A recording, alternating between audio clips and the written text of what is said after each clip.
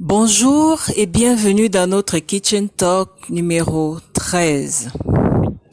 Alors aujourd'hui, nous allons jouer au professeur de psychiatrie. Donc sur notre babillard de toujours là, où on affiche toutes sortes de photos et toutes sortes d'annonces et d'articles. Aujourd'hui, nous avons lu qu'il y a le cours de psychiatrie 101. Et ça nous donne l'idée de jouer au professeur de psychiatrie ce matin. Et donc, dans notre cours de psychiatrie 101, nous allons parler de médecine moléculaire. Avec un article tiré du Journal of Cellular and Molecular Medicine, qui s'intitule Myometrial Interstitial Cells and the Coordination of Myometrial Contractility. L'article est en anglais. Vous allez me permettre de le lire en anglais parce que j'ai pas eu le temps ni les moyens de le traduire. Alors, il est écrit par Jay Hutchins, Olivia Williams et Sanda M. Siontia. Donc, je pense que je vais donner quelques informations additionnelles sur l'article, notamment les références dans le journal où il a été publié, dans la revue. OK. Journal of Cellular and Molecular Medicine, 2009, October, number 13, issue 10, pages 4,206 and 68 to 4,282. Published online, 2009, September the 2nd. By Jay Hutchins, Olivia Williams, D. Kretoiu, and Sanda M. Siontia.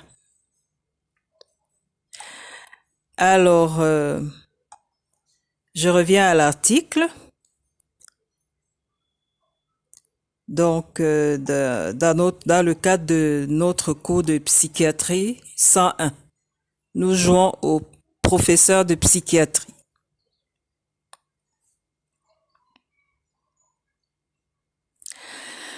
Alors, myometrial interstitial cells and the coordination of myometrial contractility. Abstract. A strict regulation of contractility in the uterus and fallopian tube is essential for various reproductive functions. The uterus contributes through either increased contractility or periods of relative quiescence to 1. Expulsion of menstrual debris, 2. Sperm transport, 3. Adequate embryo placement during implantation, 4. Enlarging its capacity during pregnancy, and 5. Parturition. The dominant cell population of the uterine wall consists of smooth muscle cells that contain the contractile apparatus responsible for the generation of contractile force. Recent interest has focused on a new population of cells located throughout the myometrium on the borders of smooth muscle bundles. These cells are similar to interstitial cells of Cajal, ICC, in the gut that are responsible for the generation of electrical slow waves that control peristalsis. A precise role for myometrial Cajal-like interstitial cells, MICLC, has not been identified. MICLC express the c-KIT receptor involved in creating and maintaining the ICC phenotype in the gastrointestinal tract. However, both acute and prolonged inhibition of this receptor with the c-KIT antagonist imatinib mesylate does not appear to affect the spontaneous contractility of myometrium.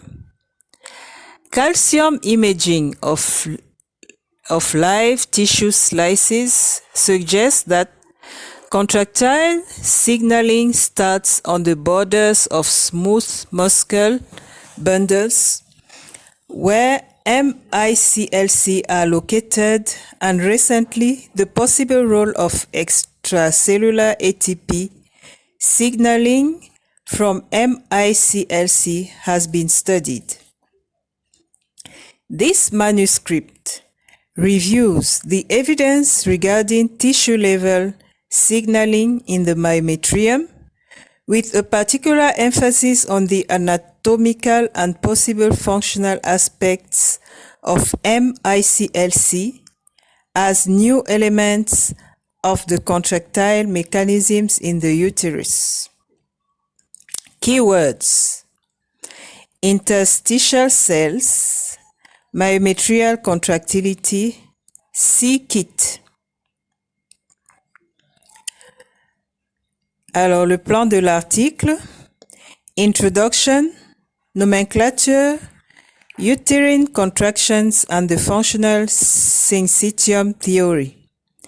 Interstitial cells of Cajal in the gastrointestinal and urinary tracts.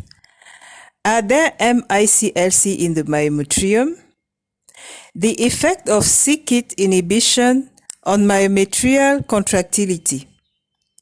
Electrophysiology of MICLC.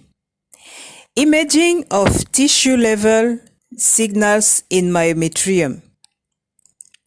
Emerging concepts. The possible role of extracellular ATP in myometrial contractility.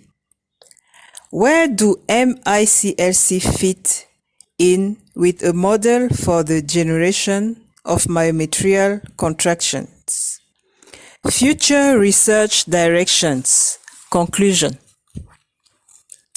Alors, nous allons nous arrêter là parce que l'article est assez long. Bon, pour ceux qui veulent approfondir, rendez-vous dans notre prochain cours de psychiatrie 101, ou alors vous trouvez l'article d'après les références que j'ai indiquées au début. Mais ça me donne envie d'approfondir la question des cellules de la paroi utérine, d'approfondir aussi cette question de biologie, de médecine cellulaire et médecine moléculaire. Donc, ça va être très pointu. Donc, ça requiert peut-être de chercher des bouquins ou de suivre une formation spéciale dans le domaine. Mais bon, en attendant d'avoir la formation, on peut s'amuser à lire, à s'informer, à se documenter. Je vous remercie.